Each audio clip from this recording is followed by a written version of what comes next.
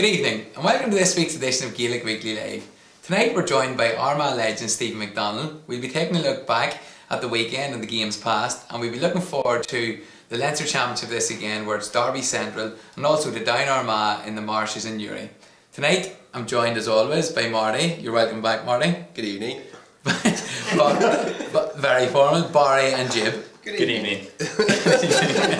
Marty, you were down in Dublin last weekend. You had an interview with RTE, but it didn't go too well. No, so they were talking about haircuts and stuff, and I was like, I'm not cutting it. So you're back on the couch with us. That's it. Oh well, it could be slumming it with you lads for exactly. A bit more chat this weekend. Jib was very quiet last week, was he? Jib was very quiet last weekend. The longest day of the friggin' year is the bank holidays. Another long day, Jib, aye. We're going to kick off, lads. Obviously we have Steve McDonnell in tonight, so it'll be interesting to see what he has to say, and obviously he's a new blog and that, but we'll be getting a few tales from his Armagh days. Chat about two of his toughest opponents as well, isn't me and yourself. Yeah. Maybe throw in that Conor Gormley block, boys. Wait. He just walked out the door, folks. Alright, Jib, we'll kick off with the social media question, which is, I suppose, related to Stevie. Stevie's probably professional in this. It's to do with free kicks. Which is the most accurate free taking technique, off the ground or out of your hands? Or give it to Stevie. Or give it to Stevie. Personally, I'd give it to Peter Calvin, but sure, that's not. So three options: off the ground, out of your hands, give it to Stevie. Give it to Stevie. Okay. What do you think, lads? Barry, you're taking frees to the club now. I definitely would not pass up the chance of getting a point, so I'd be taking frees myself. Marty would be giving it off to somebody else. I'd be taking them off the ground every day of the week. Every day of the week, left or right foot. Easy. You're not saying pathetic off the ground. Very good. Well, Look, folks, get in touch. It's about not trying to bust it, you know.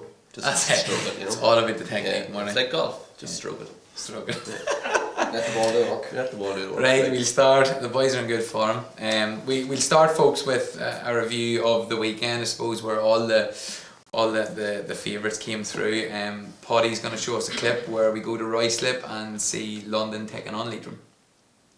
The first score of the game coming inside the opening 3 minutes as Dean McGovern, wearing 24, put the visitors ahead. That lead just lasted a minute as London levelled up the game by captain and midfielder Liam Gavigan pointing from play, a point apiece now. Both sides traded scores, with Leitrim eking out a 1 point advantage by the 24th minute, but they extended that lead out to 4 points when Darragh Rooney crashed the ball past London goalkeeper Gavin McAvoy and into the back of the net. With just under 5 minutes of the half to play, this Keith Burney point from a free meant that Leitrim retained that 4 point advantage heading into the half's final moments. But two late London scores, the second from Conor Doran, meant that there was just 2 points between the sides as they headed to the break, Leitrim leading 1-6 to London 7 points. Owen Mulligan then helped to start a London comeback as he scored what turned out to be the only point of the game for him early in the second half. This Rory Mason point, his second of the half, meant that London had now turned that 2 point half-time deficit into a 2 point lead.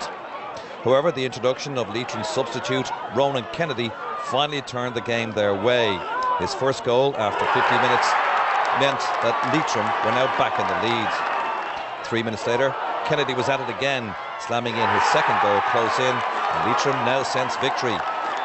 London, though, wouldn't lie down, and Mason kicked his 4th point of the second half, and as the game headed for injury time, the gap was back down to 2 again. However, Leitrim steadied, and deep in injury time, their substitute Gary Plunkett ensured there would be no shock in Ruislip as Leitrim led by 3. In the end, Leitrim got over the line to ensure their place in the Connacht semi-final as London headed for the quad. Okay, so a win for Leitrim in the end of 3-10 to 16 points. An entertaining game, lads, but I suppose London will be encouraged by another good performance. Yeah, I've kind of fancied London to push them tight. I actually thought they might even push it over the line there. They're opening the new pitch in Ruislip, and I think only for the introduction of Ronan Kennedy there, I think it was 2-1 in 6 minutes. Yeah. London were good value for a tight match there. Sealed for him, like, I suppose. It's just like well, Muggsy only got the 1 point. I think right, he was feeding false information back to this panel, and it's I think panelist. Panelist. I'm never going to say any more rumours again. Yeah, But Stick to Tyrone football, not London. I don't think the lads in Leitrim fell for it. I know there's a lot of them watching, but I don't think they fell for it. I suppose London would have been looking for the 2-1 to come off Mugsy instead of, they were looking for him to be the inspirational sub, coming on, but it turned out it was wrong at the end of the day. Like. Fair about Liam Gavigan, he had 8 points. Yeah, Liam Gavigan, that's a London born. Yeah, he's a homegrown player. I think there's probably 2 or 3 of them on the panel, like, but that's great to see that there. It's great for London GA, like, for a homegrown man. We always knew it was going to be competitive, like, so there'd be 2 similar style teams, like, they were close enough in the league earlier on in the year as well, and to be honest with you, I thought with Mulligan being out for Leitrim, I thought it was going to be a big hindrance to them, but they just showed, like, I suppose again we talk about, these impact subs that they kind of were able to call on. Ronan Kennedy stood up and he got the 2-1 that was needed to get them. Well, that's it, and I suppose, what you said is encouraging for London, for Leitrim in particular, I suppose Leitrim are a weaker county. The pressure was on them going over there. There'd be massive pressure on them. I remember when we got London in the draw, we ended up losing out there. But whenever we got the draw, I thought that's the worst draw you can get, because you're damned if you do and you're damned if you don't. Like Leitrim, that was the year they pushed me over to a point. Like that's so it. And they'll be buoyed from that win. Like, and they're in Connacht semi-final now against Roscommon, who I know that I've been saying that I think they'll get back to the final, but they've had a bad year, Roscommon.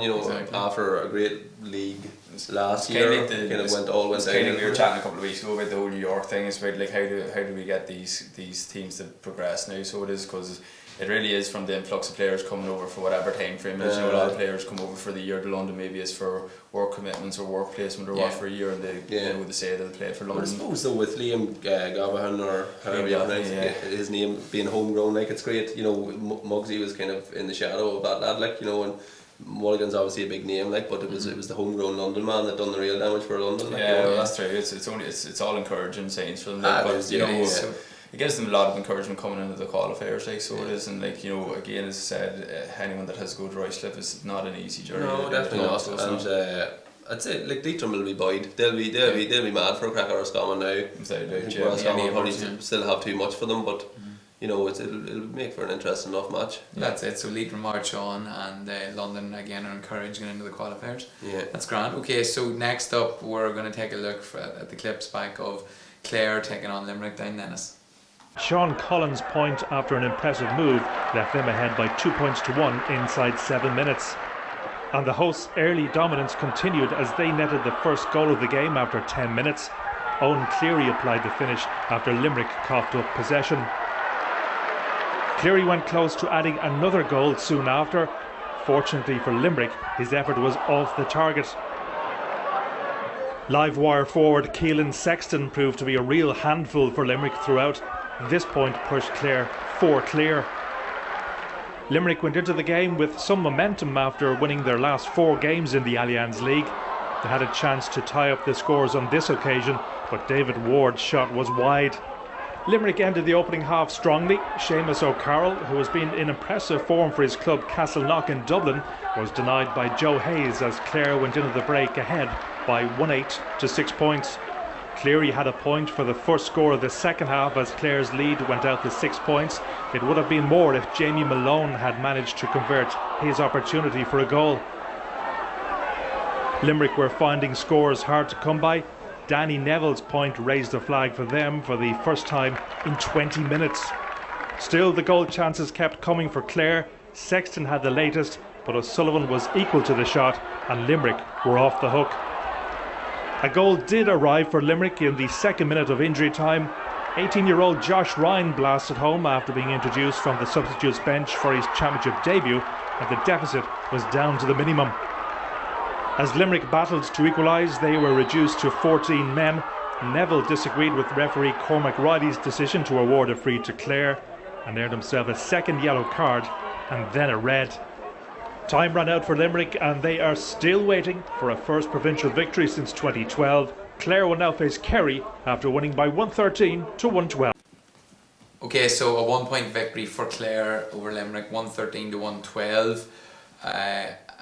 Again, I suppose Clare obviously happy to go through, but an encouraging performance from Limerick. Yeah, it's very encouraging, I suppose, given the way a lot of the games have gone in the championship so far, with the win margins being massive in some cases. There's a 2 division gap there, and Limerick to push them to a point is good for Limerick, but it's worrying enough for Clare as well, you know. Yeah, well, I suppose it's the case that we can maintain that, say, like in the first games in all the championships, we be touchy enough affairs, like 0.2 here or there. Like it hasn't kind of been that way with Ulster so far, but in terms of Munster's minutes, a wee bit tighter, especially with the next game we're going to preview as well. Like, but our review, but I have to say, like, you know, Clare's going to be happy enough to get through. Like the main goal was just to get through as much as possible. I suppose that's 3 years in a row they've played Limerick in the Munster Championship, and they've beat them 3 years in a row. Limerick will always be, you know, trying to get the one over. There'll always be game, like, so the will Limerick, you know, they're a big physical side, so they're Clare just have that wee bit more quality, and the likes of Keelan Sexton in there, like David Tuberty as well, he's a well-renowned footballer in Munster, so he's terrific free taker as well. Owen Cleary as well, got them over the line. The likes of Gary Brennan in midfield, who's one of the best midfielders in Ireland at the moment, like, you know, so they've a lot. I would say, like, you know, coming off that victory yesterday, yes, they would have been delighted that they're through the semi-finals to play Kerry, but at the same time they'll be going to train on Tuesday night now with a lot to work on, which isn't a bad thing. Like Clare All-Ireland quarter-finalists,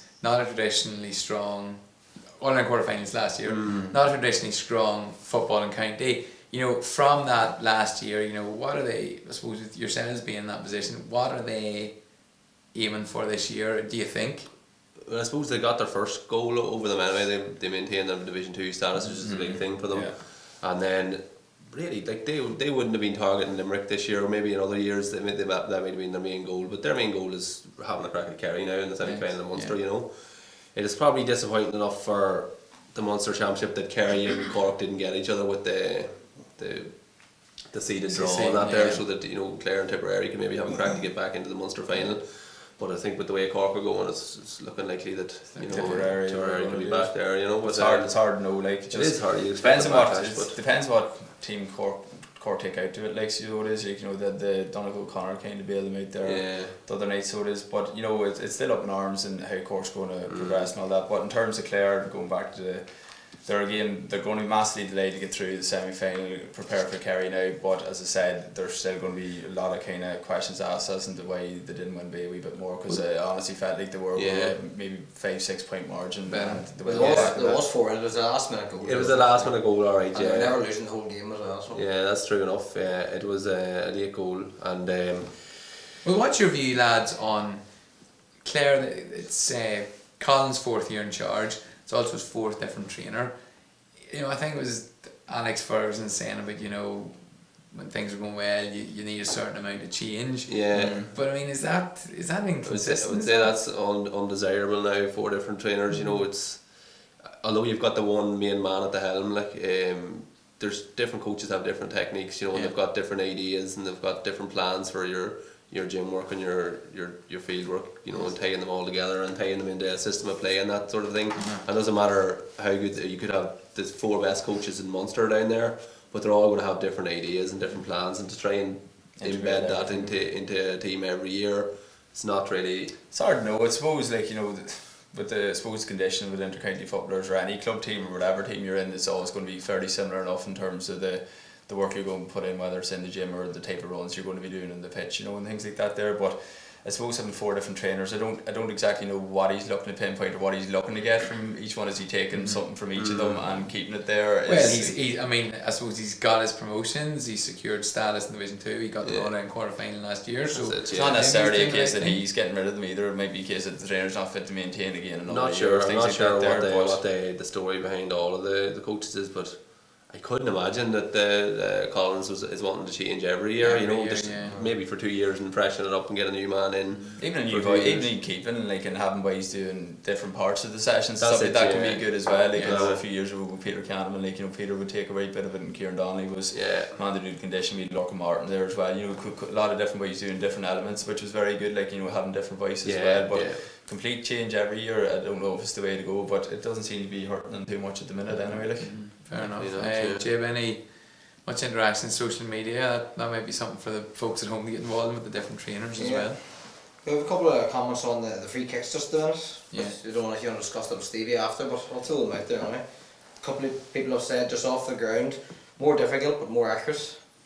And we've had somebody saying depends on the weather, against the breeze then off the ground. I've heard that before about against the breeze off the ground. Obviously have no experience of free taking myself now. I didn't say Marty. But no, I have heard people say that alright, yeah. But it's a player, if he has the technique off the ground, it does tend to be very accurate. I think it'd be chancers then lads hitting 45s and that there, you can wallop a ball, but you don't know what you're going to get, from one shot to the next. I think it's something that you need to pick up at a young age. Personally speaking, like even though myself, even like you said, messing about the trail or things like that, there you'll take a few off the ground, and you'll scuff maybe 6 or 7 out of 10, and just I feel personally myself more natural just kicking out of the hand, so I just feel more comfortable that way. You mightn't look it, but you feel it. Yeah, thank you, Rory. And I think it's just a case though, you have to put in a serious amount. Like I know my age now, going into luck with kicking off the ground, you have to put in serious time to get the technique right. And I just think it's something that I suppose is lost in the game. A lot of the younger players will be taking now a lot of the free kicks out of their hands. It's a day in breed. Free kicks off the ground. Well, look, that's fair enough. We'll get Stevie's view on them after, but it's good to hear the people at home pitching in. Okay, next up we're going to have a look at the preview or the review of the video of Cork versus Waterford in the Munster Championship. Waterford started the stronger. A good run from wing-back James McGrath found Tommy Prendergast in space to get their opening point from play. Cork struggled to find a way through Waterford's blanket defence, but when Mark Collins' pass found Colm O'Neill in space, he flicked the ball across goal and Paul Kerrigan was in hand to bundle the ball home, leaving the score 1-1 to 2 points in Cork's favour. Further scores from captain Paul Kerrigan and the lively John O'Rourke, who scored 3 points, including this one from play, ensured that Cork led at the break by 3 points.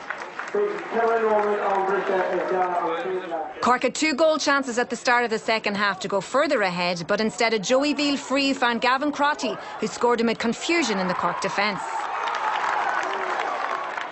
Waterford increased the pressure with points from captain Paul White and the impressive championship debutant Donny Branagh, who scored 6 points to leave them 2 clear after 50 minutes. Cork were in trouble and Donegal O'Connor was sprung from the bench, with the Bally Desmond man getting 3 points to put Cork back in front by the minimum 1-9 to 1-8.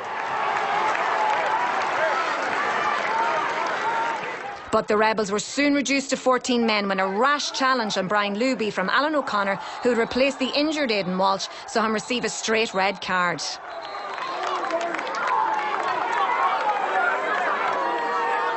Waterford refused to wilt, however, with Paul White bursting through the Cork defence after good work from Donny Branagh to leave a point between the sides and 5 minutes of normal time remaining.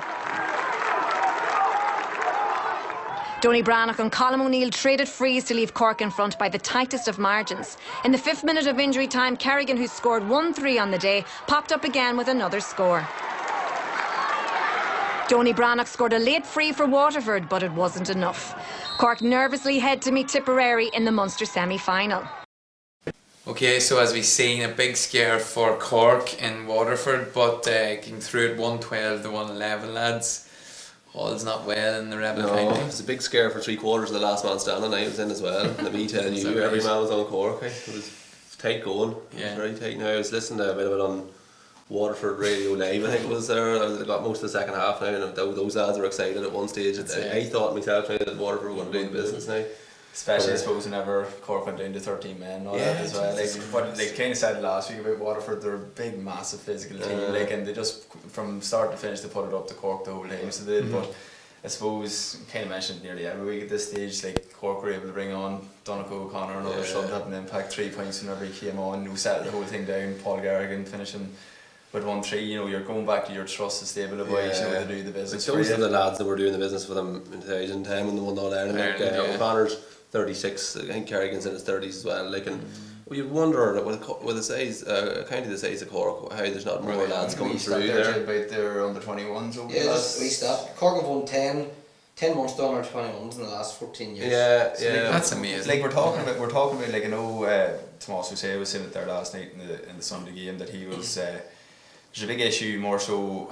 I don't know if it's the selection process or if it's the county. I don't particularly know how the county board can have an issue with what players are willing to come into the county or why they're not being selected or whatnot. But he's a man in the know because he's playing for Nemo down there, so he knows what quality is down there and who isn't being selected. So it's very strange. Are these boys not wanting to commit due to who's in management? Is it the case that they just have no love for the inter-county football at the minute? There's a lot of questions that need to be kind of addressed down there at the minute, because like the likes of Cork only coming across and beating Waterford by a point, you know, it's unheard of over the last 10-15 years. Like it's a team that should be destroying the likes of Waterford. No disrespect to them, but with the players and the clubs and the panels that they pick from, it shouldn't be the way it is at the minute. Even with selection problems and maybe better players within the county not playing for the county team at the minute, if you look at the 15 players that they had out, it's quality. 1 to 15, you know, they're just in a bad lull at the minute. They should, like, and they were very lucky to survive Division 2. Like they should be, like, they could well have been down in Division 3 this year, you know. And it's very worrying that there's just the county seems to be in such a lull in the football. Especially just when you're reading a stat like that there, like 10 out of 14. I'm not very little of that coming through, like, you know. It's very strange. I mean, because you're always competing against Clare, who are always strong at that level. Like, so it's a strange way of working, like, but you know. For 10 out of 14 under 21 titles, and then to have bring a man of 36 off the bench to save you against. It's not just club football's even bad, didn't they? Like they've no, that's it. Do we see, realistically, you know, like at the end of the day, it's about getting over the line, but I mean, do we see Cork doing anything this year? You know? Here they still have the potential to have these big games out of them. Like, they still have quality players, so they do. So I wouldn't, like, I'm not going to sit here and say that I don't expect them to see a monster fight. You think they'll beat Tip? I really here they've every chance to beat Tip. Now whether they do or not, just again depends on what Cork team comes out. So it does, like, you know, it's just a Tip or off the fence. Barry, do you think there'll be a Tip? If you're Jimmy Red in that mode, no, Tip will win. What? It's a tough one. we get you closer to the time, maybe. I'll read up a wee bit, you know, on how the camps reacted to that. Close getting Tipperary radio. Cork made a fine ideas, because like it's parked the bus yesterday. Waterford and Cork hadn't a clue what to do. It's strange now. Like, only not last season before that, they took Kerry to a replay in the Munster final. Like, you know, there's a lot of the same panel. Yeah, there's a lot of the same panel. Then I think they went out and lost to Kildare in the qualifiers, and since that, then they got relegated last season. You need a back this year with them too. Yeah, he's been a massive player for them down through the years. Like, I don't know, he just hasn't injected what's needed with him. So, but here at the same time, like, you know, I wouldn't rate. I know I would tip, but I do think Cork. I do think Cork will put it up. Well, in fairness to Waterford, like, it's it's a great performance by them as well. Like, you know, to get that close. Like, this is a team, I think their only win in the league was against London, and they're to really come that close to Cork, like, it would be, you know, heartbreaking to them, but it would have been heartening at the same time. Like, you know, they're as same as this, and a few lads on the radio down there, and they were passionate lads. Let me tell you, there was a fella, Donny Bretnock, in the middle of the pitch, or he was taking frees maybe. I thought he was for dead like 2 or 3 times. The boys were saying he was carrying 2 bad legs and he was kicking frees from 50 yards and all that here kind of stuff. I thought Waterford were going to do it here, but just not to be. Wasn't it? Yeah. Well, again, another side in Waterford that will be confident getting into the qualifiers, so that's it. We'll see how they get on. Okay, and finally, I suppose from the weekend we are going up to Celtic Park in Derry, where we've seen Derry take on Tyrone, and Paul's going to show us the highlights now. Laying it off, Ferris Crunnell McCann, and that's over the bar. Good play, Tyrone. Simplicity and motion, but they're looking sharp. Yeah, fantastic score by Tyrone. Derry are trying to block off the key areas. We said, Marty, that they conceded 11 goals. They don't want to do that today, but the danger is you're leaving space around the D when you have forwards like the Tyrone have. Christy McKay got the short kick out. He laid it off for us, Conor McAtamney. Niall Loughlin scored a point a moment ago from a free. Has now got the confidence to do it again, this time from play.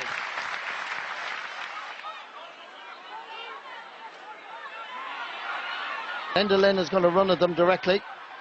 They're shooting from difficult angles, but this one is class. Really good score.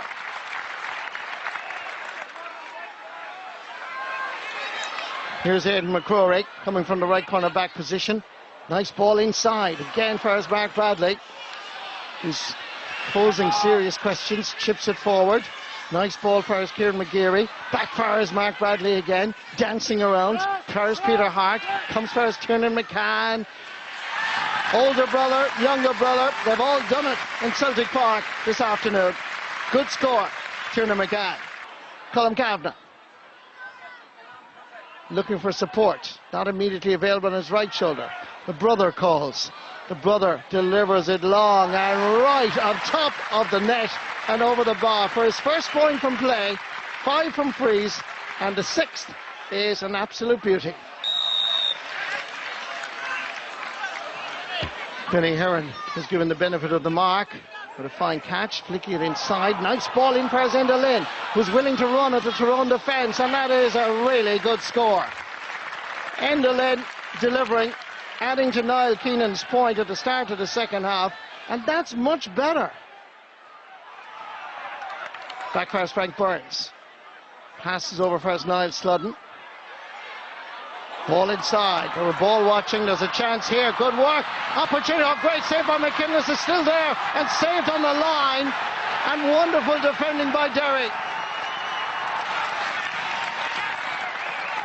Wonderful defending by Derry, it must be said. Tyrone are protesting that the ball was touched on the ground by the Derry defender. This was originally great stop along the goal line. The ball was picked up with the foot. Seemed to be legitimate. Kick out goes down for Niall Sludden.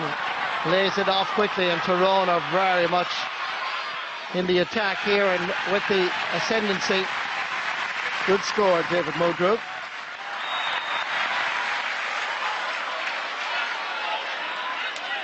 Here comes David Mulgrew. He comes to that man again, Colin McCann, and that's over the bar. It's his second point of the game. On today's viewing, Marty, you'd have to say that Donegal will overcome Tyrone, but I know the top, like I said, the top teams are not at their best early doors. Tyrone would have known they're going to face Donegal probably, so you could see a lift in the next couple of weeks. Here's Lee Brennan. He really has produced the goods, once from a free, once from play.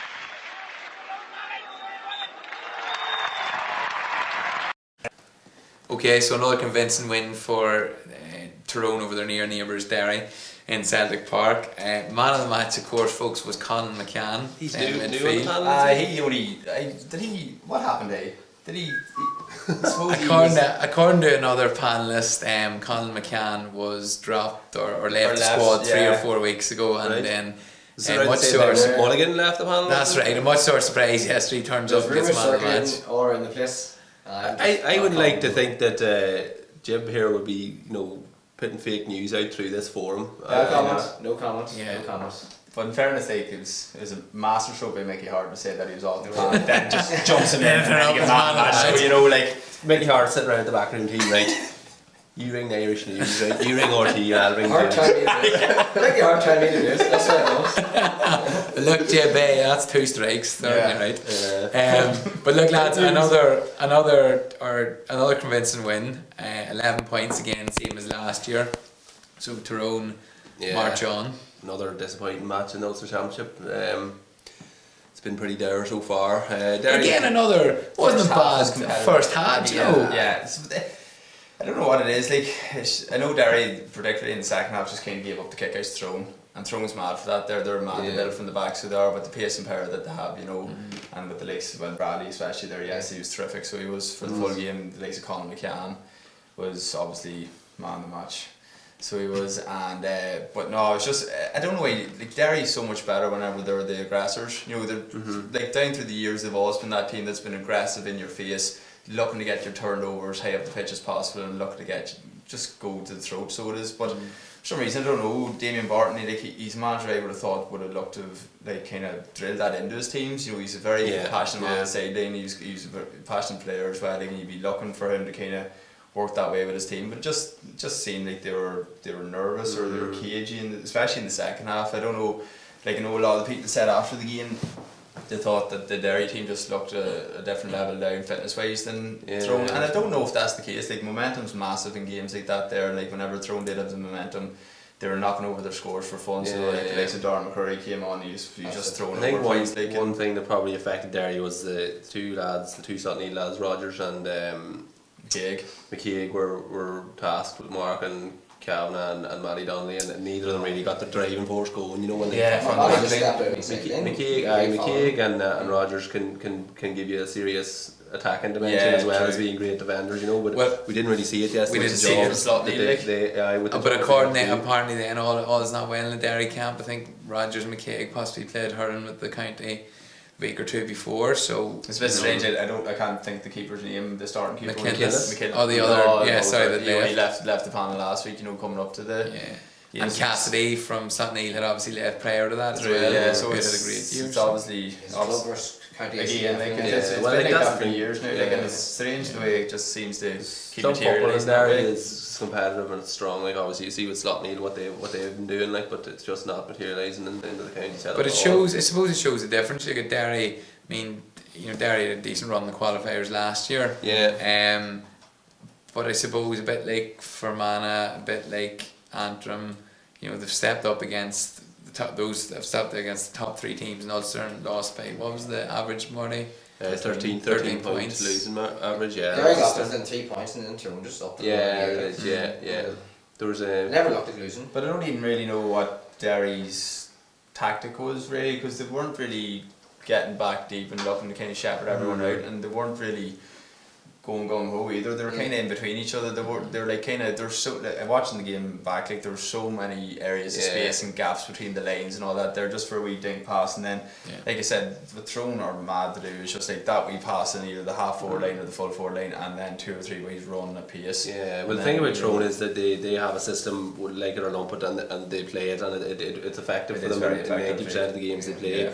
The problem that a lot of teams have, and you see it with Fermanagh and you see it with Antrim and Derry, is that Donegal came along and done this, and then they're kind of heading for that system of play, and now it seems that maybe that's not the way to go, that there's more attacking dimension, that might be a better way to do it, that Dublin or Kerry do it. There's a lot of teams are stuck in limbo at the minute, they don't know where to go, what they're doing. Are they out and out defence? Tyrone made the decision that they're out and out defence and they're sticking to it, and that's it. But there's a few teams that are who are heading for out and out defence, and now they're trying to just find, we're always all about balance, like, and it's just trying to get the happy medium to get this balance. Well, Ronan McNamee was interviewed during the week, and he spoke and said that, of course, everyone criticised their system. The end last year criticised the system because they couldn't finish against Mayo. He says, at the end of the day, he says, I think McCarn, Kavanagh, they had 4 chances to put Mayo to bed in that game. I think Lee Keegan went up maybe got a point, but they didn't do it. So they were a point away from being All-Ireland semi-final.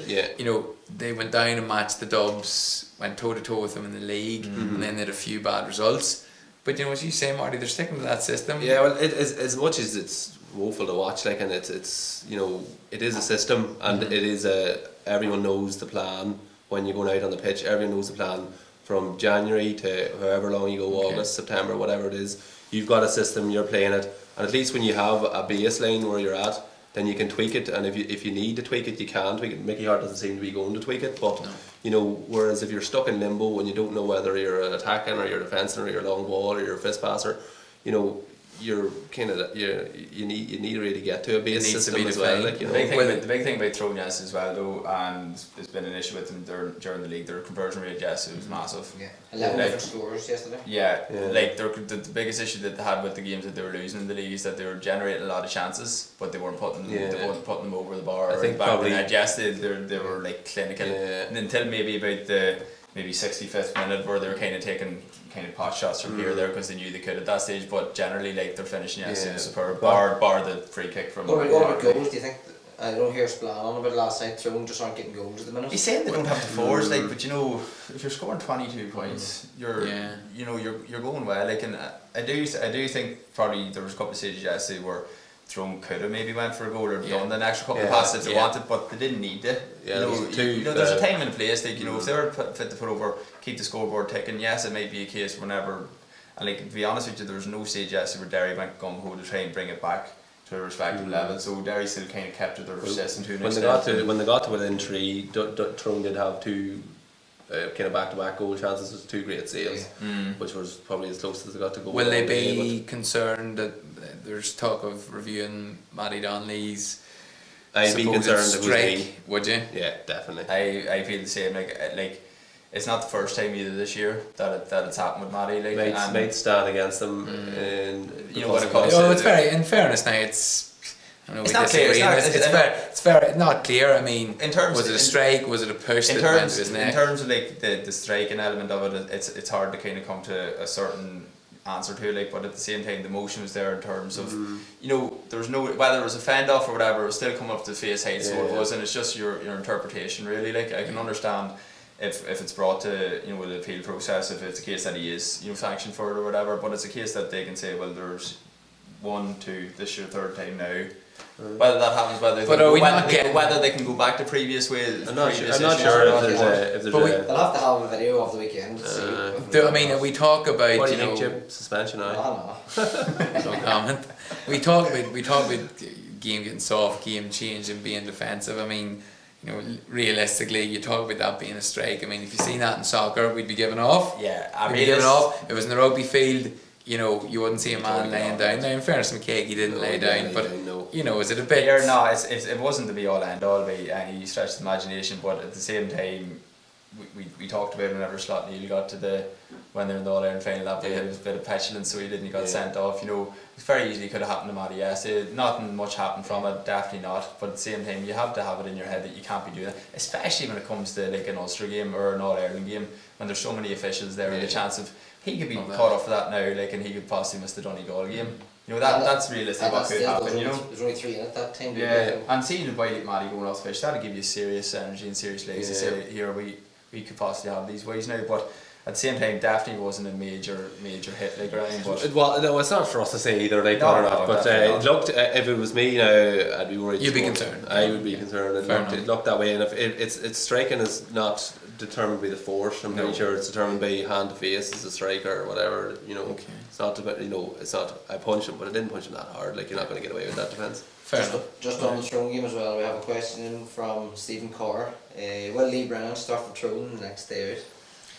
I'd say McCurry probably put his name up there. Well, they both did well. Good, but great to see. I suppose great to see 2 inside forwards coming on and doing well. Yeah. I think you were talking about conversion rate, Brian, and I meant to say probably the step down as it was from Division 1 defences to the Derry defence yesterday, because McCurry when he came on there, he kicked some great points, but there was a lot of room. Like, there were a lot of kind of, you know. He had like mind his kick that he got in the left hand touchdown nearly, like, and he must have 15 yard space every way around him. Like, you know, he still is a tremendous score, don't get me wrong, like, but when it comes to the likes of Donegal, it's not going to be that pace. But between, like, it's a great place for Mickey Hart to be to say, well, we'll play Lee Brand, we'll play Don McCurry, like, two. Well, wasn't it 2 kicks from around the 45 that won Tyrone Ulster last year against Donegal? Yeah. So if you have that in your pocket, it's then we should be fit to do it, like. Exactly. And we have another one here, is a long one from Con O'Hanlon. I don't think Derry are being scrutinised enough, to be honest. Their clubs have won 3 out of the last 4 Ulster clubs. They've won an Ulster Minor Championship in 15 and lost the final in 16.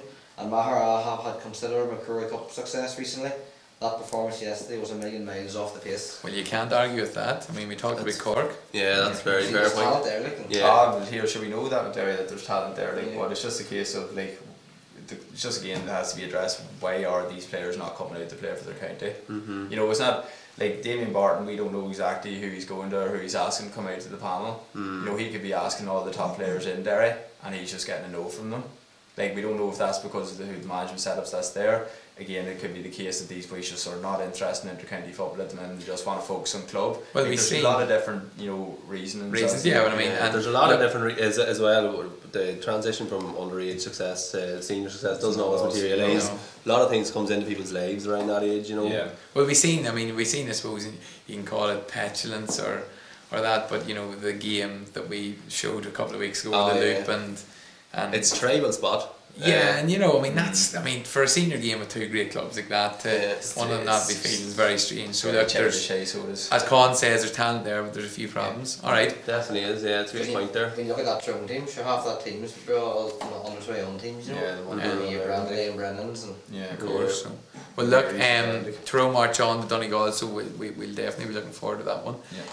Okay, folks. Next up, we have the man from Armagh, Stevie McDonnell, joining us on the sofa. We're going to talk about free kicks, talk about his career and see what he's doing with his new blog. Thought he's going to show us a video of the man next.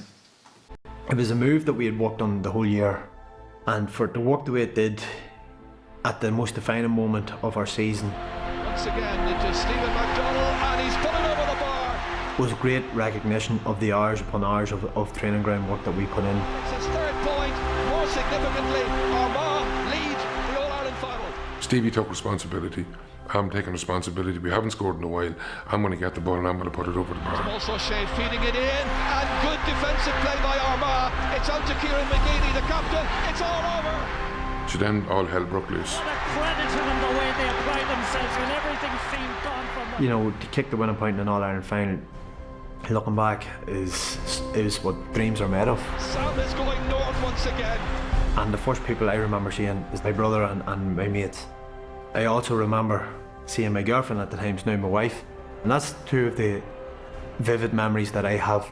Directly after when it is seeing, I suppose, friends and family members that I dearly love, and they were there for that moment. Okay, some great clips of Steve McDonnell in action. Steve from Killeavy. Stevie, you're welcome. Thank you very much. You're keeping well? I am, yeah, not too bad. Good to have you down. Seen you in action there.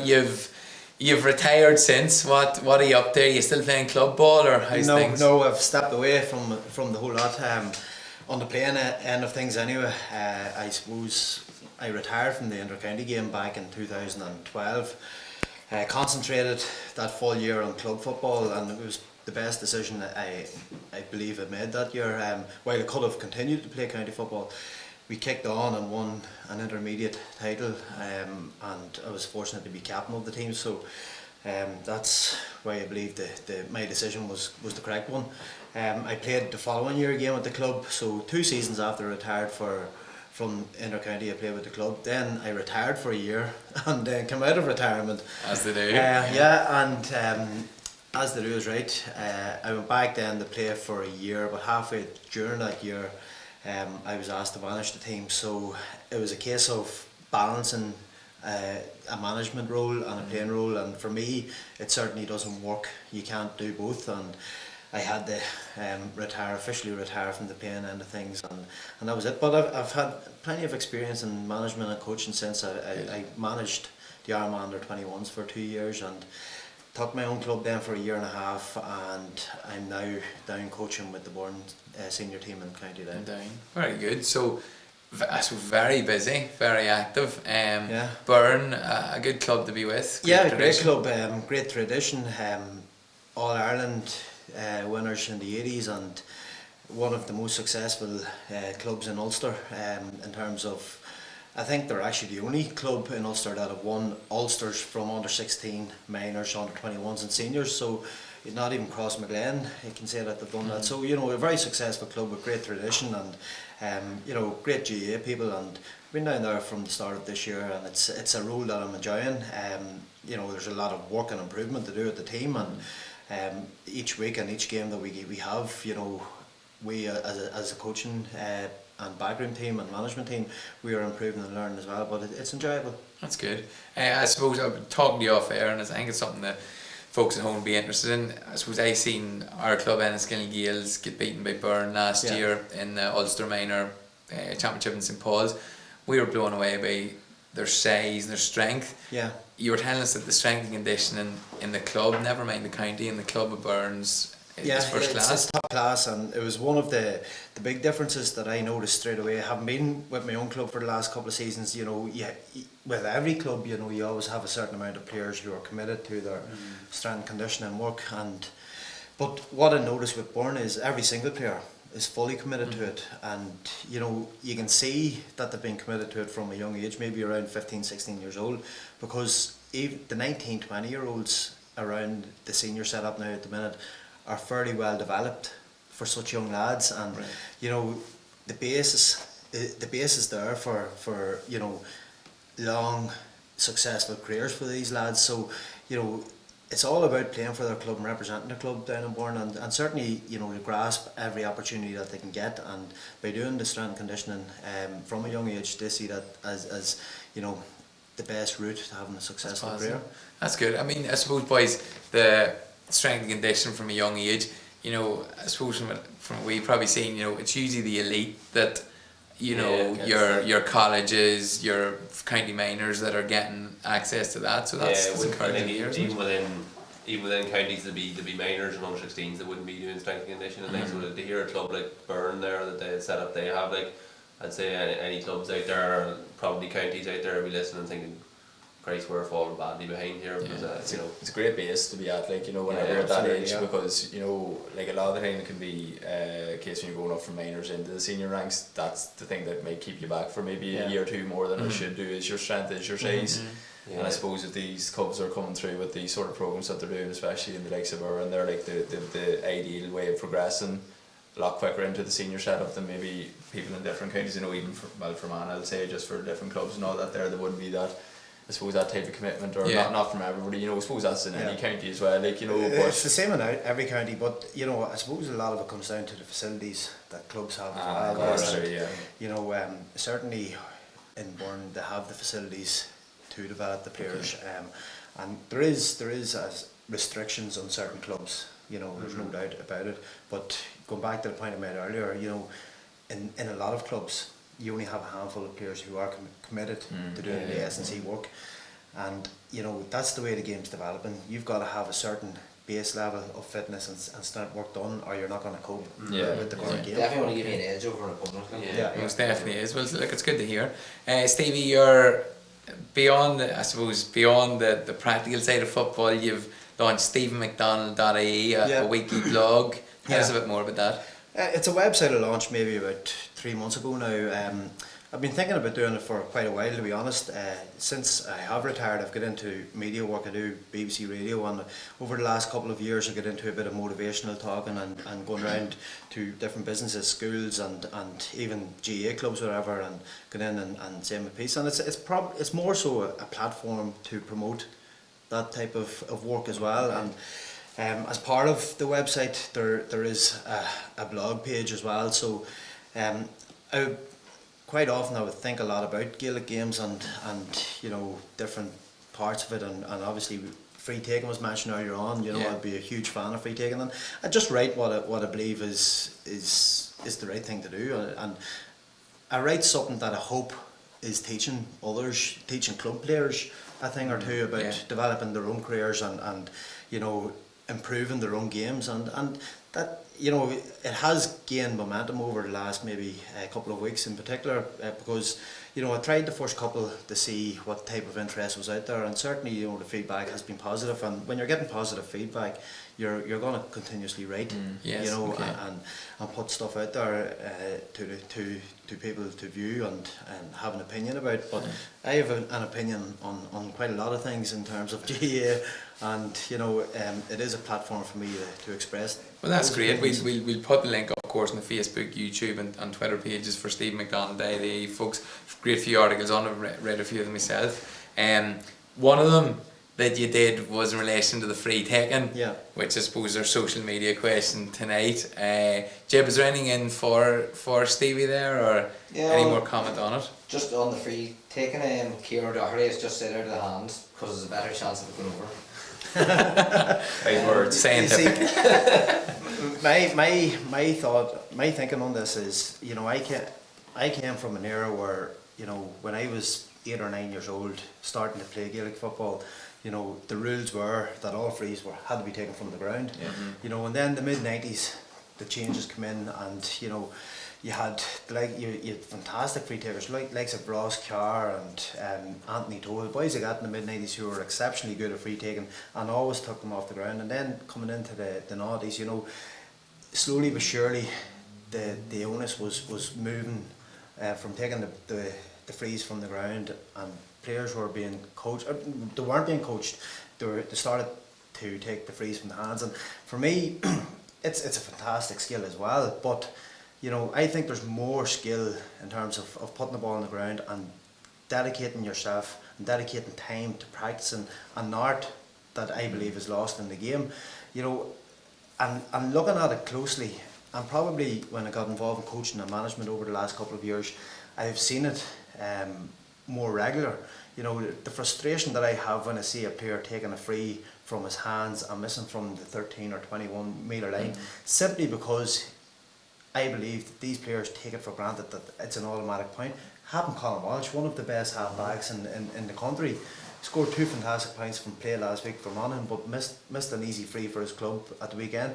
Peter Hart yesterday as well. You know, even the best players in the country can miss frees from the hands. But I believe to put the ball on the ground, there's more concentration, there's more focus on a clear run up, a clean strike, and striking that ball over the bar. But more emphasis has to be put on from a coaching aspect to the younger players of the country, throughout the country, to try to encourage them to strike the ball from the ground. The other thing is, when you're striking from your hands, you know, your whole body's moving, so it is. So you have to rely on so many more things to go right for you to kick the ball over the bar. A lot of the time, you know, it does go right for players who are practicing free kicks, but when you're placing the ball on the ground, you know, if you can get a good clean run up and a good clean strike, the odds are, if your angles are right, that the ball's going to go the direction that you want it to go. Do you feel it's like an easier technique to master as such, because you know then each time you're doing it, like from practice, you know exactly where you are, you know exactly your run up, you know exactly where you're going to be striking the ball. You find it's an easier, where there's so, like you said, there's so many different things you're kind of thinking about whilst taking it out of your hand. Do you think it's I wouldn't say easier thing to master, like, but you get more of a repetition if you do it off the ground as such? I would have more confidence kicking it from the ground. And I kick frees, and I kick frees out of my hands, you know, and I kick frees out of my hands when the grass wasn't the way I wanted it to be cut, or when we were against maybe certain elements, whatever. But I always had more confidence placing the ball on the ground, because that was the way I practiced from such a young age. You know, and if coaches can take the responsibility now and encourage their younger players to start practicing off the ground, I think, you know, in 10-15 years time, you know, we'll have more consistency in terms of balls being kicked over the bar. How often do we see goalkeepers coming up now to kick frees? You know, and that's simply because a goalkeeper, when he's practicing his kickouts, is putting the ball on the ground, and he is more consistent with kicking the ball off the ground. Outfield players aren't as consistent because they're not encouraged or coached to put the ball down the ground. Something you'd never see at underage training or club training now. It's fellas being encouraged to put the ball on exactly, and I was very fortunate as well. You know, we all go through our careers with fantastic coaches and all. I had a mentor and coach for maybe the first 4 or 5 years of my career called Thomas Mallon, and he was a great believer in the basic skills of the game, but keeping players behind, dedicated players behind to focus and concentrate on kicking the ball off the ground. And I was fortunate enough to be one of those players. Very good.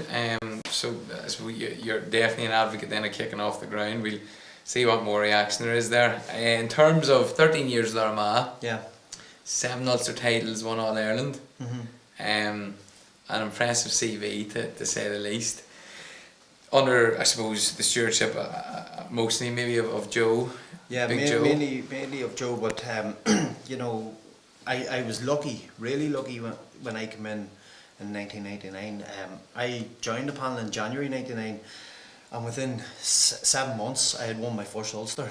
You know, and just believe it or not, when I joined it, the panel, Neil Smith and Martin McQuillan, 2 players who had dedicated 18-19 years of their life to Armagh, had just retired around the same time and won the Ulsters. So, you know, that's why I'm saying I was extremely lucky to come in and join I suppose a committed group of players who strive to be successful. And, you know, the reason why Armagh were successful around that time is that they used a lot of the heartache and pain that they received at the hands of Tyrone and Derry in the 90s, you know, to make them a stronger team and stronger players. But we had leaders in that team as well, McGeeney's, McEntee's, Paul McGrain, Cal O'Rourke, boys who, you know, had been around the block, knew the inter-county game and started to develop a way of playing. And, you know, Brian McAlinden was the manager of the team along with Brian Canavan at the time, and they instilled a lot of belief into the team as well. And, you know, their tough training sessions really drove I suppose a real fierceness and competitiveness amongst the panel as well. So, you know, I got lucky when I joined the panel. Obviously, you know, I kicked on and became a playing member of it as well, and got my place in the team. But, you know, the timing that I came in involved with Armagh was just right. What age were you at that stage when you came in? I was 19. 19. And did you play during the league and all, or did you come in, were you playing? Believe it or not, in 99, I actually didn't play one match. I was a sub, and I was myself and Aidan O'Rourke. There was 31 members of the panel, and back then there was only ever 30 players named on the match day programmes, and between myself and Aidan O'Rourke, we'd be fighting it out for number 30 jersey. So we wouldn't. But it was an ongoing laugh and joke that we had. But this is true, Bill. This is fact. Brian McAlinton and Brian Canavan played me a corner back that whole year in training, and I was marking John Rafferty, who was playing corner forward, but John Rafferty was actually a more natural defender, and I was a more natural attacker. So I was happy to be there, and I wanted to be there, and every opportunity that I had in training, I was pushing myself up the field, getting scores, but getting straight back to mark him. And I look back at my career, and I don't believe that it done me any harm. Right. I suppose it gives you a bit of an insight too as into what you like and don't like. Exactly, yeah. I wouldn't say that I was particularly good at it, but it taught me a lot. It definitely did teach me a lot at such a young age, and I knew then that if I continued to put in the hard work and the effort, that I would get a chance further up the field. And I did make my debut then in October '99 when there was 3 National League games before Christmas at that stage, and I was against Donegal, and I was marking Mark Crossan in my first game, and I think I kicked 3 or 4 points, and I knew from that there, I've got to kick on, and it was very hard then for Brian McAlinton and Brian Canavan to lead me out. In corner forward. Corner forward, yeah. There's a lot of cornerbacks around the county around the country who think, Jesus, there's only a couple of corner forward. Or actually stayed at cornerback. Yeah. And that Armagh team, was when you talk about the fierceness in it, it was a tough, strong team. Yeah. They won All Ireland and kicked on, won those Ulster titles. But I suppose, was that the way football was in Armagh at that stage? Perhaps not necessarily? Or? No, not necessarily. Crossmaglen had started their dominance at that stage, and really and truly, they were head and shoulders above any other club. Drummond were probably closest to them, but could never really beat them. Could never beat them.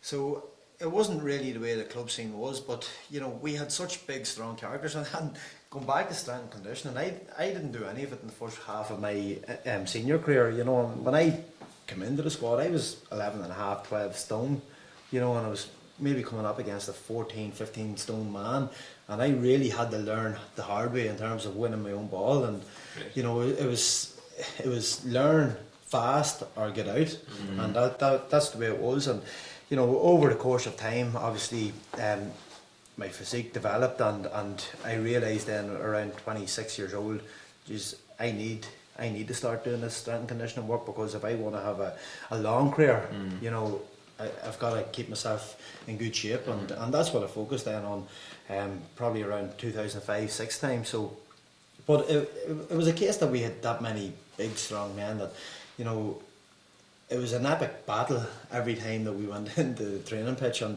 there was many nights that we left the training pitch, with blood coming out of our eyes, our ears, our noses, whatever it was. And I suppose it doesn't help when you've got Enda McNulty hanging off you. Big Francie Value. Night after night, and Francie Value and boys you got there. So, but that's the way I wanted it to be. I wanted to come up. I seen Enda McNulty at that stage as being one of, if not the best man marker in the country. He was always given the task of marking the likes of Peter Canavan and the Gooch, and always done extremely well against those guys. So, when it came to playing matches, I wanted to go and mark Enda, because by marking him, I believed that I was improving myself. I was improving him. Yeah. But what I got from Enda on a Tuesday and Thursday night, I would have been able to take anything on a Sunday in any championship match, because I was getting it from the best. You're bettering yourself after every session. Exactly. Yeah. So on that then, I suppose, who is the best player you've ever played with, from a defence point of view, and I suppose then an attacking point of view? Yeah, from a defence point of view, the best players that I've ever played with, it's very hard to narrow it down to one or two particular players, but the 3 driving forces behind the team would have been Kieran McGeeney, obviously, for tremendous leadership qualities and being a fantastic captain, and really driving the momentum forward for Armagh. Paul McGrain in around midfield was a phenomenal workhorse, and always put Armagh first before anything else, and he was a fantastic player. And I knew once Paul McGrain got his hands on the ball that I could make him move straight away, because it was coming in. He wasn't one of these players that enjoyed to take a solo out of the ball. He just wanted to get the ball into the danger zone as quick and as early as possible. And the last player is Oshin. Time after time, in the most pressurised situations, he was the man that stood up. And if there was a free in the 71st minute of any game, you're a point down or you're drawn, you could almost guarantee that he would step up and pull it over the bar. And 3 guys who performed under extreme pressure time after time. They were brilliant players. I think what Aaron said it there a couple of weeks ago as well. Oshin was just the man. Was just ice cool. He was like in this scenario. And a tough character too. We wouldn't see. Ice cool, and confident and arrogant at the same time, and that's what you want in a forward, but it's only because he has to freeze off the ground. But I actually, a story about Oshin, we all know that he missed the penalty in 2002, and the following year we went on a run to the All-Ireland final again, and in the semi-final against Donegal, the game was in the melting pot in the last 5 minutes. We only really pulled away after that, but we got a penalty. And I went in and asked Oshin, I says, do you want to hit it? More or less, I was still young enough by it, but more or less said, give me the ball, I want it. He says, I'm having it. And that was it. He wanted to, I suppose, conquer the demons from the year before, put the ball in the bottom left-hand corner, one of the best penalties I've ever seen. And that's the sign of a great footballer who wants to go back at it and rectify the wrongs from the previous year. Yeah. The toughest, then your toughest opponent, toughest marker. Toughest. There's been many of them down through the years. There has been. They're. Good man, buddy. And you happen to say it yourself. You were going to say that. The toughest opponent. From an Armagh point of view, it was certainly Enan McNulty, because I come up against him time after time. Outside of Armagh, many good battles with Ricey, McManaman. Just on that there, Kieran Cox, he logged in from Boston. He says, toughest opponent, and can he say on air any of the things that Ricey used to say to him on the field? See, this is a thing that, Ricey had this image, and people always believed that he said it to everyone, but he never actually opened his mouth to me, believe it or not. And Clucker was probably a mouth to you, was he? We had a bit of banter. But Ryan actually was one of the toughest opponents that I faced as well. I marked him. Well, he marked me. I wasn't meant to be marking him, but we marked each other on a number of occasions, and he's quite a fierce competitor as well. And it's great to see that he is still playing the game at inter-county level. But some of the things, Ryan McManaman never said anything to me, and I was ready for it in the All-Ireland semi-final in 2005. Never opened his mouth. What is wrong with this man? What's going wrong here? And later on at the All-Stars banquet that year, I asked him over a few beers, why did you not open your mouth? And he turned around and says, some boys, you can say all you want to them and it'll not affect them. And that to me was a compliment.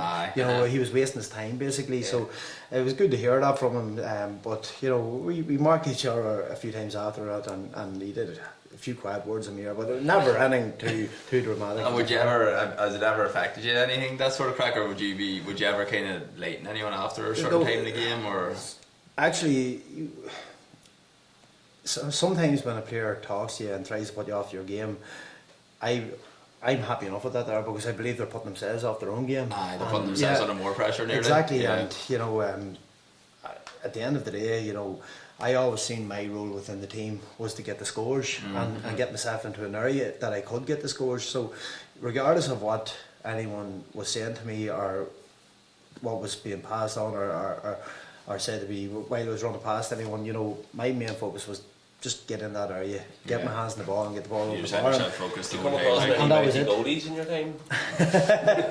One particular goalie from Anna, Ulster final 08, I'll never forget it. But Ronan Gallagher, of course, we had words that day in the drawing game, and the more Ronan said to me, the better I got in that match. And to get the full back line, I'll never forget, they were even turning around telling him to shut up, because for every time he was in my ear, I was kicking a ball over the bar. So I think I finished off with 6 or 7 points that day. So sometimes I would always have believed in my own ability to get myself into an area and to get scores for the team. and that was my main focus, you know, and I had good concentration levels when I was on the pitch, and that was it. You know, I seen my role as a scorer within the team, and nobody or nothing could say anything to put me off that. Going to just ask you there, you see if like I know it probably hasn't changed massively since you left into county level, like, but do you think you'd be, if you were coming into, say if you're 22, 23 years of age, coming into the inter-county side of things, like, do you think you'd be as high of a scorer now from play as such, or do you think you'd have to kind of change the way you played yourself? No, you'd certainly have to change. You know, there was blanket defences on it. Well, not blanket defences, there were sweepers. When I was playing for the last maybe 5 or 6 years, and quite often we were double marked. But the way it's gone now, it's gone to the extreme where, you know, you've got maybe 12, 13 players in your own in their own half, and you know that's almost impossible for a player. To be able to score from playing now consistently, you know, they're doing extremely well. But one thing that I did develop in my own game at the time was, particularly when sweepers were coming into the game, was kicking over my shoulder, getting on the ball and kicking over my shoulder almost immediately. And you know, I got quite a few points from doing so. So, you know, it would be something that I would still, you know, particularly in the way the game has gone, you know, if you have any type of space at all to win a ball, you've got to be fast and sharp with your reaction and know what you're going to be doing with it. So I don't believe in the modern day game that I would score as freely as what I did when I had my own career. Okay, so supreme confidence, I suppose, and your hard work, I suppose, got you through it. I mean, you're saying there you used to love Morgan McNulty, Randy McNulty, you know, to bring yourself on. So that's encouraging for. And playing a full year training at cornerback. A corner forward as well. Like it's pretty. You do cornerbacks out there that wouldn't do that. Yeah, but people say that there was an air of arrogance about me, but there really wasn't. I was confident because I worked hard. You know, I worked hard to master kicking points from 13 metres, 21 metres, whatever it was. I worked hard on kicking the ball over my shoulder. I worked hard on winning dirty ball. You know, and the harder I worked, the better I became, and that gave me more confidence to go out and perform, and that was it. And I believe for any top quality forward, they have to have an air of arrogance about them to be able to perform at the highest level. In fairness, you didn't mind going in for a 50-50 ball now, in fairness to you, like, so that's always the case. Like. Just chatting about Enda McNulty there, could you ask Stevie what his thoughts are on Enda these days with his book and his high profile in sport? Does he buy into the whole psychological aspect of the game? We had team psychologists, so we did. They come in and worked with us, particularly from Joe Kieran's era on, from 2002 on. There would only be a handful of those guys over the course of the 10-11 years that I would really respect and trust, and I believe that quite a few of them, you know, don't focus enough on getting performances right on match day, you know, and try to be too technical about it all. But listen, I'm delighted to see how well Enda's going in his career now. It's something that he's always had a keen interest in. He's got himself involved with the Irish rugby team, which is fantastic. You know, being involved in sport, travelling the world, you know, bringing out a book, getting rave reviews about the book. How could you not be encouraged by that? And you know, from an Armagh point of view and from an ex-teammate's point of view, I'm extremely proud of what Enda's achieved since he's retired, and you know, he's only going to gain momentum from that as well, and it's great to see. If you hear the way that like Brian O'Driscoll and people of that profile speak about Enda McNulty, like he obviously does have a positive effect on people. Like, you know, whether or not, I know that like a Joe Brawley there is kind of giving him a few digs and that there over the fact maybe that Ireland went out and lost rugby matches, like, but you know, Enda McNulty can't win matches. Exactly, yeah, and that's the thing, you know, you have high profile people, you know, applauding the work that Enda does, such as Brian O'Driscoll, Ireland's greatest ever rugby plair, and then you have Joe trying to stick a knife in every now and again, you know. But you know, Joe's going to be controversial, and everyone, you know, has their own say in things and belief in things, and you know, I remember listening to Enda one night in a Matt Cooper show, and Matt Cooper put the question to him about Joe Brawley, and you know, Enda's response was fantastic. He just said, listen, I still respect Joe Brawley, he's got his own opinions and things. If I see Joe Brawley tomorrow, I'll shake his hand and we'll have the crack, and that's that's the way it is. He's a relaxed type of man. See, in terms of the way he is now with the whole mental side of things, what way was he like before match days or weeks leading up to say big matches? Was he? He would have. There was at the back of the coach. The way that it was. He was the messer. Him and Justin were the messers. You know what I mean? Yeah. You could picture the same boys sitting at the back of the bus all the time. But him and Justin were the messers on the way into a match. Right. But once he got out of the bus, you could see the change, you could see the focus, and the determination and building himself up for the match. And that's just the way he was. He was a light-hearted guy, but when he had to get into the zone, he really got into the zone. But he knew how to get into the zone, and that was it. He could switch it on and off, but he knew when the time was right to do that. Yeah. Stevie, speaking of getting into the zone, Armagh this week will be travelling to Newry and to take on Down.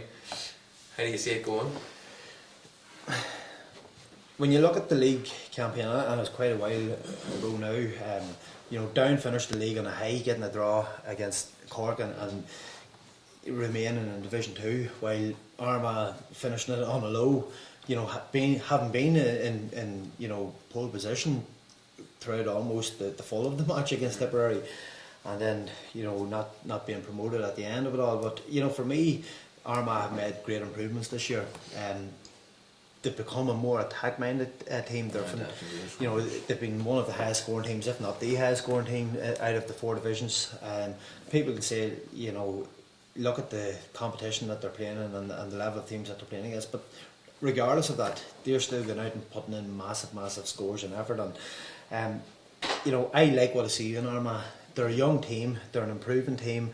And this year in particular, I think I'm excited about the forward line that they have. They've got options all over the pitch, and they've got options to come in from the bench as well. And all of those 6 positions will be vacated by scorers. And a lot of focus, of course, will be put on the likes of Jamie Clark and Stephen Campbell. But the beauty about it is now with Armagh is that they have other options, and you can maybe stop the threat of one of those guys, but it could be 2 or 3 others that might step up. Is their defence still a wee bit suspect? That's the thing. They have leaked goals in the National League. Kind of been not pushed out as such, but he hasn't been really No, Kieran actually played full forward forward in a few games and was brilliant. His movement was exceptionally good, and he could teach long players in the forward line that who've played there all their life a thing or two about movement. But he against Tipperary, then he went back in as a sweeper, and he did for 25 minutes that he was in stop the threat of Michael Quinlivan, until that last ball was slipped to him. So it's hard to know whether Kieran will start or not. But defensively, certainly there is work to improve on, and they need to tighten up. Down, where are Down? The difference in the 2 teams for me is Armagh's forward line.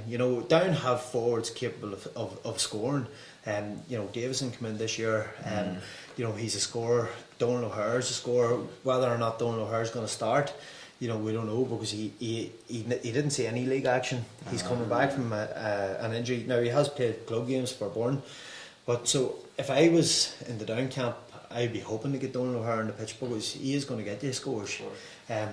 The Johnson boys will, what role will they play for the team? So it's very interesting. Defensively, Down are just as good as Armagh's defence. Midfield, I would say, it'll be break-even area, but the key for me in this game will be the attack, and if Armagh can get enough delivery and service, I believe that they would be too good for Down. So Armagh is it, boys? What do you think? I think the same as what Stevie's saying. It's just the attacking outlet that Armagh has. I do, I know for 2 years in a row they've had 2 real bad handlings, in the league. Last year getting relegated the last day, and then this year they should have been promoted and they missed out on it, which is things that can harden a team too, I suppose.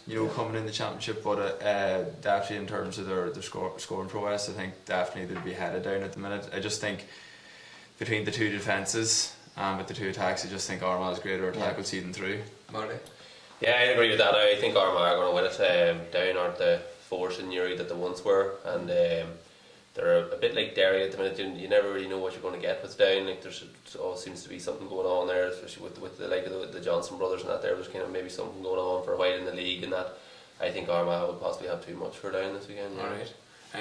Down to Leinster, Dublin versus Carlow in Portlaoise. Suppose the dream draw for Carlow after a good win in the first round, but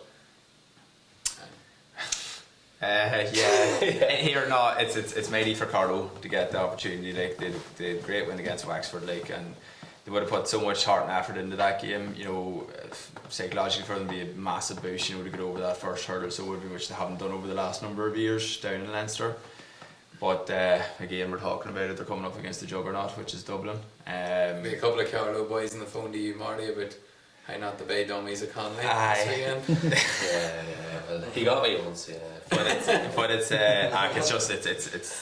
hard. You can't see anything else apart from Dublin. And it just kind of be what margin really. You know, just Carlow. Like I suppose, you know, they'll come in with their game plan as such, which will obviously be a defensive thing. Where there's 12, 13 men behind the ball. Like I suppose with the way Kildare tried to do a few years ago and all that there, and the likes of Westmeath did the last few years as well, trying to do that, and it kind of lasts. You know, the first half's be cagey, you know, and then it's just a case of Dublin opening up in the second half. You know, we see Dublin. Stevie, how good is this Dublin side? Do you think they're going to win Sam this year? They're one of the best teams of all time, there's no doubt. Going for 3 in a row is an extremely difficult thing. You know, 2 in a row was almost unheard of. You know, until a few years ago, and in recent times. So it's, you know, have they got the same hunger and desire? You know, Kerry showed in the league final that they can get at Dublin, and there is ways of beating Dublin. You know, this year in the league, Donegal, Monaghan and Tyrone all put it up to them. And, you know, I think there are signs this year that teams actually, Dublin aren't actually as far away from teams as what people are led to believe, and they'll probably, if they win it this year, they'll certainly have earned it. My tip for the All Ireland will be our Kerry. You know, they've got huge confidence on the back of their National League performance, and they've got a manager who totally believes in his ability to manage and put out a game plan to beat any team. And you know, he'll have gained a lot of belief from what he done in the National League final as well. And they, as a team, Kerry, you know, they've won 3 All Ireland minor titles, and you know, those boys coming through will prove will be leading lights for Kerry football in the years to come. And I have absolutely no doubt that they will be pushing hard. Dublin, listen, they are still the benchmark, and they're the team that every team wants to beat. But it's Kerry for you. But it's Kerry for me. It'll be a Dublin Kerry final. Okay. I would imagine. All right, good to know. Sticking in Leinster then, Meath and Louth, next door neighbours. This Meath traditionalist, big hitters, but I mean, Louth impressed this year. Yeah, I fancy Meath for this one. Played against them in the league this year, and I was massively impressed by them. Louth did just about get over the line there a couple of weeks ago, so they did really. They would have been disappointed by not having a bigger win in margin.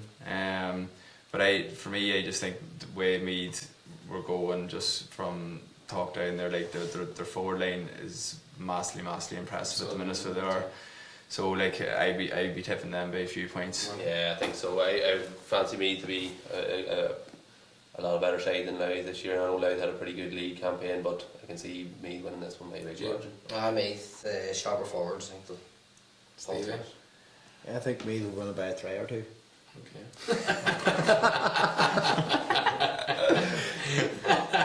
And now finally then Kildare and Laois in Tullamore.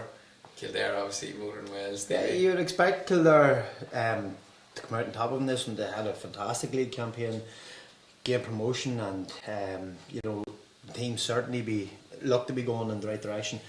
Laois, on the other hand, got relegated, but you know, since the league campaign, they have had a number of players who've come back from injury, and it will strengthen their cause. I think it'll be a tighter game than what is expected, but you still have to fancy Kildare. Fancy Kildare, Barry.